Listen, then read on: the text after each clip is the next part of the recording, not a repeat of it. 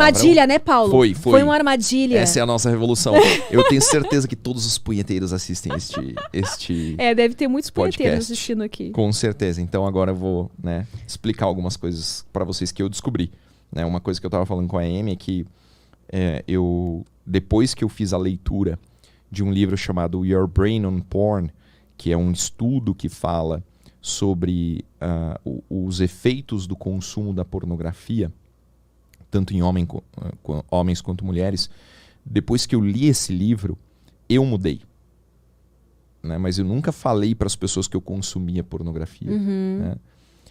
A primeira Playboy que eu comprei foi a Playboy da Feiticeira.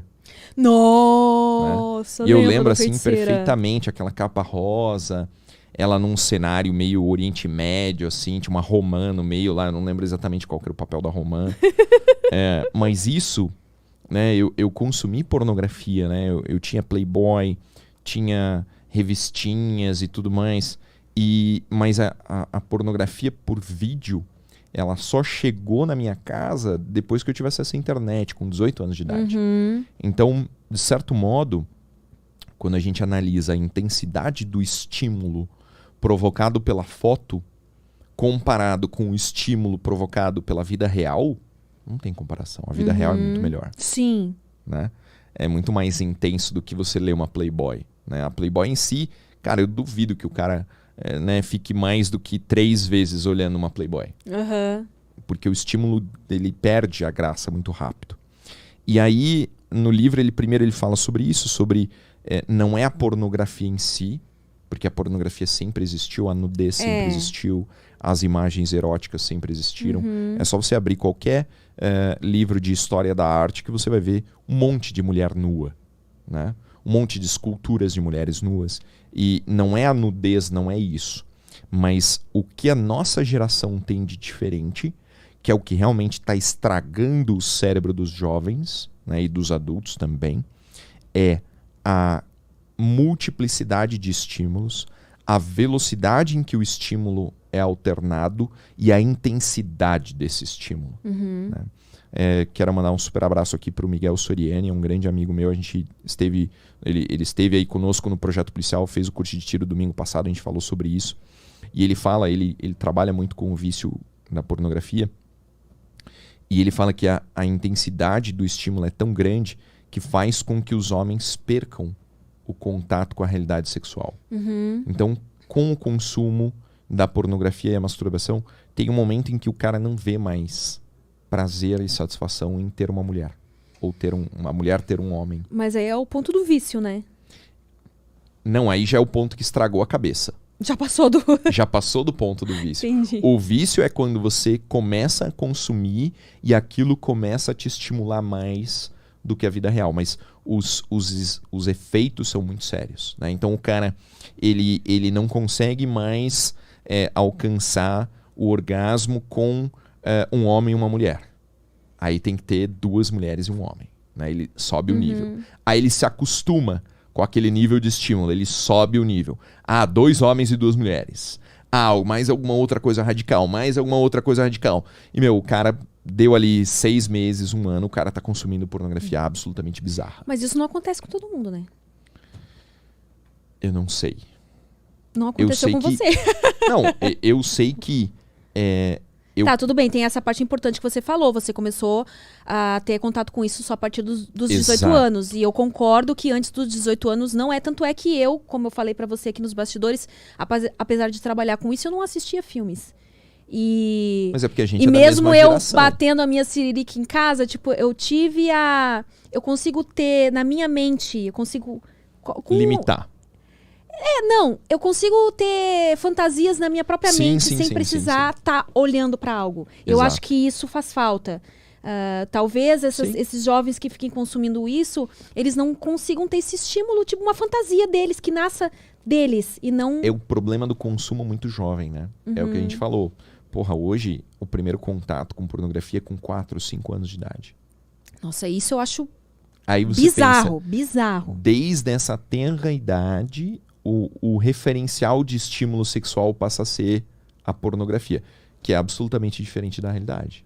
Sim. Mas você não concorda também que até campanhas publicitárias, até novelas, claro, tudo, com né? certeza. Isso já não, estimula. A hora que eu comecei a perceber que eu tava hiperestimulado, então assim, o estímulo normal de um relacionamento homem-mulher, né, é aqui. É nível, por exemplo, nível 100.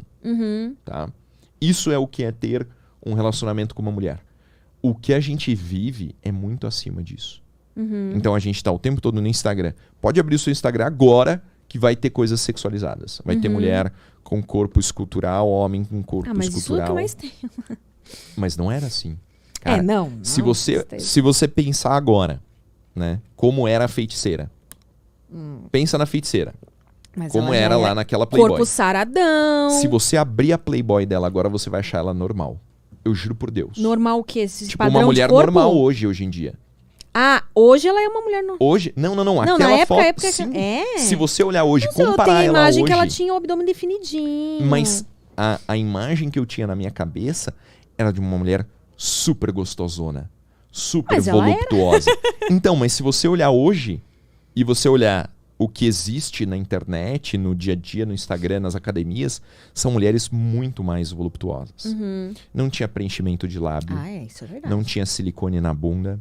Mulherada não tomava tanta bomba quanto toma hoje pra ficar com colchona, bundão, até porque ainda não se queria, né? Até hoje ainda tem mulheres que entram na academia e falam, então eu não quero ficar muito forte e tal. Mas a coisa foi intensificando tanto, né, que o padrão de mulher gostosa mudou muito. Eu vejo, por exemplo, como é que é o nome da mulher do Belo? A Graciane Barbosa. Graciane Barbosa. Eu olhei ela, me dá medo. Sabe? Eu não consigo achar que aquilo é um corpo feminino. Mas isso tá mudando também, sabia? A gente tá tentando voltar um pouco mais. Tem mulher que tá tirando silicone. Exato. Isso faz sentido. Né? Tá tendo um retrocesso. Tá tentando voltar pro estímulo 100. Né? Então você abre Instagram, você abre YouTube, você vê televisão, novela, não sei o quê. O estímulo é sempre muito intenso, o tempo todo. Quantas vezes você vê pessoas nuas no seu dia, ou seminuas, ou insinuantes, ou sexualizadas? É muito intenso. E isso cria uma hiperestimulação. Quando você cria essa hiperestimulação, você deixa de ter contato com a realidade e você deixa de ter vontade e tesão relacionado com aquilo que é normal. Então, os relatos, né, que estão dentro desse livro, que são super interessantes, mostram qual que é o resultado de você consumir sempre um pouco mais intenso, sempre por mais tempo. Teve gente que me mandou direct dizendo assim, Paulo, eu ficava 5 horas olhando vídeo pornô. Meu Deus! Por quê? Porque o cara tava sempre procurando um estímulo mais forte. Então, mas aí, Paulo, é aquilo que eu acredito que tem como consumir sem se viciar. O problema é isso, se a pessoa assiste todo dia, mais de uma vez por dia. Exato. E realmente acontece isso. Uma coisa é você bater a sua punheta, né? Você já sabe o estímulo, a intensidade. Então, aí eu entendo que... Bater a punheta não gera um estímulo que não é real? Qual que é a relação entre bater uma punheta e ter uma relação sexual com uma mulher? Então, é bem diferente. Você não conhece mulheres que não conseguem gozar sem tocar cirílica? Mas é porque isso se deve à incompetência da maioria dos homens, desculpa. Será que ela não se viciou naquele estímulo específico? Não, é porque a relação sexual com um homem, a mulher ela tem que se conhecer muito bem para ela ficar em posições que vão favorecer. É muito difícil uma mulher conseguir ter um orgasmo só vaginal. Geralmente ela vai ter que ter o estímulo do clitóris junto. Então, mas o estímulo que o cara proporciona não pode ser o suficiente? Claro que é, mas aí o cara tem que colaborar também. Tem cara que, tipo, vai lá, goza em 5 minutos e aí... Aí é incompetência. Acontece em todos os ramos, em tudo. Mas eu não acho que...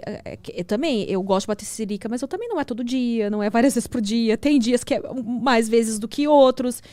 E isso não... E eu consigo ter orgasmo com homens. Eu acho que a mulher consegue ser um pouco mais controlada nesse ponto, né? Então, aí que eu digo, eu acho que é possível o cara assistir pornografia sem isso ser maléfico para ele. Mas ele tem que ter a ciência de que realmente... Equilíbrio, né, minha gente? Tudo que é demais na vida vai fazer mal. Que é que a sua punheta, você tem uma pressão que você bate, que a vagina da mulher, nem que ela faça pompoarismo, ela não vai atingir aquela pressão, a mesma velocidade. Tá vendo? Né? Você não, já eu sei, eu tenho entendimento. Você tem a noção correta. Mas eu sempre falo, mesmo para quem me segue, Cara, tudo que é demais faz mal. Eu também... E na webcam, eu já entrei em contato com caras que chegaram nesse vício de querer sempre uma coisa mais bizarra por isso. Porque eles começaram a assistir desde muito cedo. Então, coisas normais já não excitam mais eles. Cara... Se ele vir com uma coisa muito bizarra, eu não vou conseguir satisfazer ele. Já falou, olha, isso eu não faço e tal. E eu não sei se ele quer ouvir de mim. Já te pediu? Coisa bizarra que eu neguei é entrar na fantasia dele de pedofilia. Puta que pariu. Ou de incesto. Isso eu não faço. Não entro na onda de tipo assim. Se ele começa a me contar, então eu tenho um desejo por uma sobrinha minha, eu já, cara, puta que pariu. Sai fora, aqui não é o lugar. Isso aí tá errado. Não, eu não estimulo isso de forma alguma. Aí tem os caras que começam a procurar coisa tipo uns fetiches assim, agora eu não sei se isso tem a ver com a quantidade de pornô que ele assiste ou se é uma coisa que tem a ver mais com coisa uma psicológico. Parafilia. Parafilia, que tipo, fetiche com cocô, essas coisas. Coprofilia, não é? Eu nem sei como é que é o nome disso, mas é que o termo pornográfico medicina, é scatting. Na medicina legal a gente estuda as parafilias. E é super legal. Porque todas elas têm um nome. E é muito difícil de memorizar tudo. É um nome estranho, né? É tipo dolismo, né? Que é a atração sexual por bonecas. Né? Por manequins. Tem nome pra tudo. Eu não vou saber de cabeça aqui, né? Mas tem atração sexual por balões. Tem. Isso aí é coisa que é de boas fazer na webcam. Você já encontrou isso? Eu conheço uma amiga que o cara... Caralho. Pagou um valor pra ela comprar vários balões lá e ficar... Caralho. A bola do Kiko, sabe aquela bola do Kiko? Sei. Então, tem um cara que tinha fetiche por isso, essa minha amiga aí. Nossa, ele pediu pra ela comprar uma bola daquela e ficar sentando na bola e estourar a bola com as unhas. Isso, exato. Tá vendo? Pra que medicina legal se você pode aprender ao vivo? Caralho. Tem. Esses aí eu acho de leve, Mas a questão de... Já veio um cara conversar comigo e falar, então, eu já assisti, tipo, o normal, eu não procuro mais um pornô, só um homem ou uma mulher pra assistir. Tem que ser um bagulho, assim, cabuloso, louco, né?